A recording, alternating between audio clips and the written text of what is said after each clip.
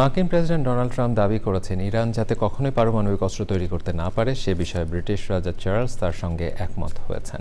বিশ্লেষকরা অবশ্য বলছেন রাজা চার্লসের সম্মানে হোয়াইট হাউসে নৈশভোজে দেওয়া ট্রাম্পের এই বক্তব্য মূলত ব্রিটিশ রাজপরিবারকে রাজনৈতিক বিতর্কের মধ্যে টেনে আনার অপকৌশল। যুক্তরাষ্ট্রের স্বাধীনতার 250 বছর উদযাপনে ট্রাম্পের আমন্ত্রণে 4 দিনের সফরে রয়েছেন রাজা তৃতীয় চার্লস এবং রানী ক্যামেলা পার্কার। সুদীপ্তা মাহমুদের রিপোর্ট।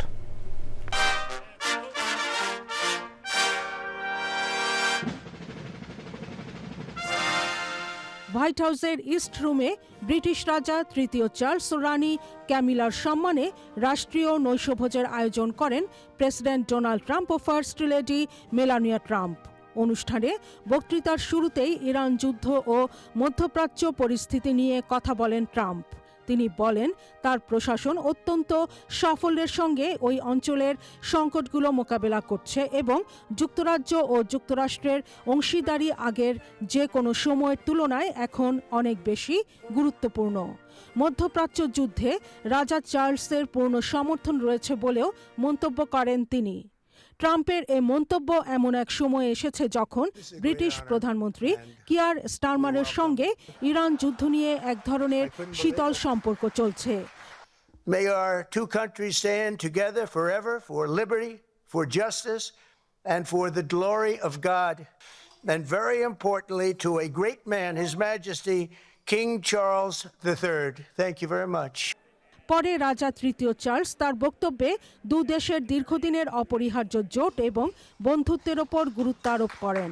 তিনি ট্রাম্পকে এই সংকটময় সময়ে বন্ধন দৃঢ় করার আহ্বান জানিয়ে বলেন, যুক্তরাজ্য ও যুক্তরাষ্ট্র সব সময় একে অপরের পাশে দাঁড়িয়েছে। As well as to your security services for their swift actions on Saturday evening in preventing further injury. My thoughts. Charles তার ভাষণে সরাসরি ইরান যুদ্ধের প্রসঙ্গ এড়িয়ে গেছেন, তবে তিনি ন্যাটোর মতো আন্তর্জাতিক জোটের গুরুত্ব এবং ইউক্রেনকে রাশিয়ার বিরুদ্ধে সহায়তা করার প্রয়োজনীয়তার কথা উল্লেখ করেন।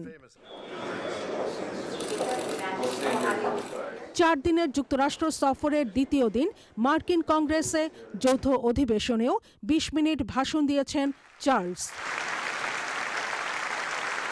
Whatever disagreements we may have, we stand united in our commitment to uphold democracy.